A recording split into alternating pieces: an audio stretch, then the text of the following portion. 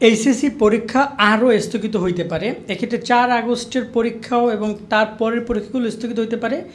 অন্যদিকে উল্টা ঘটনা ঘটছে যে শিক্ষা মন্ত্রণালয় পরীক্ষা স্থগিত কী দিবে, শিক্ষার্থীরাই পরীক্ষা বয়কট করছে। আমরা এখানে দেখছিলাম যে কলেজে কলেজে শিক্ষার্থীদের এইচএসসি পরীক্ষা না বসার ঘোষণা, অর্থাৎ বয়কট ঘোষণা করছে। কেন শিক্ষার্থীরা বয়কট করছে সেটাও বলছি, এবং পরীক্ষা স্থগিত নিয়ে শিক্ষা মন্ত্রণালয় থেকে মূলত বলা হয়েছে যে 4 তারিখে পরীক্ষা না হতে পারে। এ ব্যাপারে বৈঠকে বসছে, সে বিষয় নিয়ে আলোচনা করছি। সম্পূর্ণ ভিডিওটি দেখো। প্রথমত আগে বয়কট বিষয়টি নিয়ে একটু কথা বলি, বা পরীক্ষা না বসা নিয়ে। ইতিমধ্যে নটরডেম কলেজ থেকে একটা শিক্ষার্থীদের একটা প্রজ্ঞাপন বা একটা গিয়ে নোটিশ আমরা দেখেছিলাম, যেখানে বলেছে যে যদি হত্যার বিচার না করা হয়, শিক্ষকদেরকে মুক্তি না দেওয়া হয়, তাহলে পরীক্ষায় তারা বসবে না। ইতিমধ্যে তোমরা জানো যে ফাহাদ স্যার রয়েছে, তাছাড়া বন্দি পাঠশালার কয়েকজন, এছাড়া আরও বিভিন্ন শিক্ষকদেরকে কিন্তু গ্রেফতার করা হয়েছে।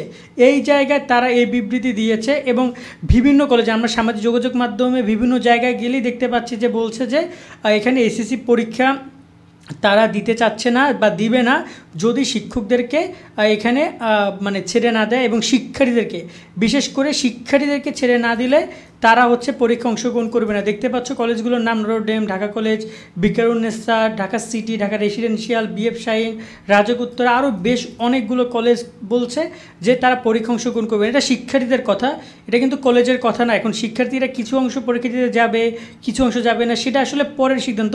কিন্তু শিক্ষার্থীরা এই জায়গায় একমত পোষণ করছে যে তারা যদি তাদের বন্ধুবান্ধবদেরকে মুক্তি না দেওয়া হয়, তাদের শিক্ষকদেরকে মুক্তি না দেওয়া হয়, তাহলে তারা পরীক্ষা অংশগ্রহণ করবে না।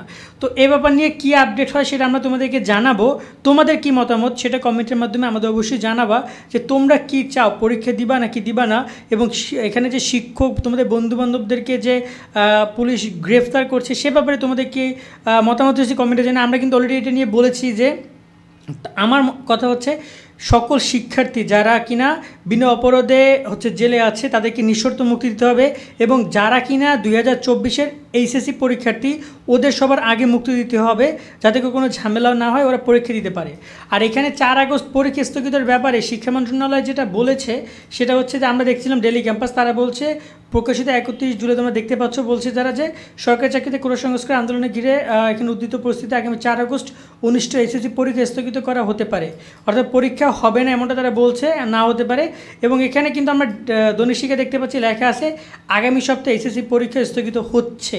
তার মানে পরীক্ষাটা 4 তারিখে হচ্ছে না, এমনকি 5 তারিখে পরীক্ষা স্থগিত হইতে পারে, কারণ 4 তারিখ আর 5 তারিখ পৃষ্ঠা রিপিট আর ওপিট, সো পরীক্ষা স্থগিত স্বাভাবিক, তাই না? এবং এখানে বলা হয়েছে যে আন্তঃশিক্ষা সমন্বয় বোর্ডের উচ্চ পর্যায়ের একাধিক কর্মকর্তা ডেলি ক্যাম্পাসকে তথ্য দিয়েছেন। এ বিষয়ে আন্তঃশিক্ষা বোর্ডের সমন্বয় সভাপতি ও ঢাকা মাধ্যমিক উচ্চ মাধ্যমিক শিক্ষা বোর্ডের চেয়ারম্যান অধ্যাপক তপন কুমার সরকার ডেলি ক্যাম্পাসকে বলেন, পরীক্ষা পেছনে নিয়ে এখনও কোনো সিদ্ধান্ত হয়নি। সার্বিক পরিস্থিতি আমরা মন্ত্রণালয়কে অবহিত করেছি, আশা করছি আগামীকাল বৃহস্পতিবার এই বিষয়ে সিদ্ধান্ত দিতে পারবেন। সো তারা মূলত সার্বিক পরিস্থিতি খারাপ দেখে অবশ্যই মন্ত্রণালয়কে জানিয়েছে, এবং সেখান থেকে মন্ত্রণালয় পরীক্ষা স্থগিত করছে।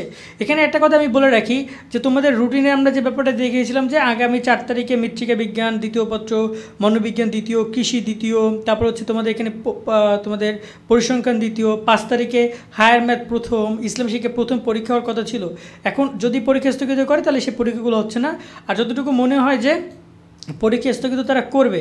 আর ফাহাদ স্যারকে নিয়ে তো তোমরা সবাই জানো যে বর্তমানে তাকে গ্রেফতার করেছে।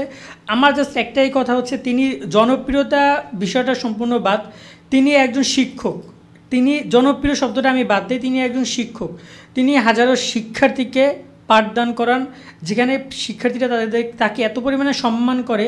তো সেই জায়গায় এই সম্মানটা কোনো পুলিশ, কোনো সরকারি কর্মকর্তা জীবনও পাবে কিনা আমি জানি না।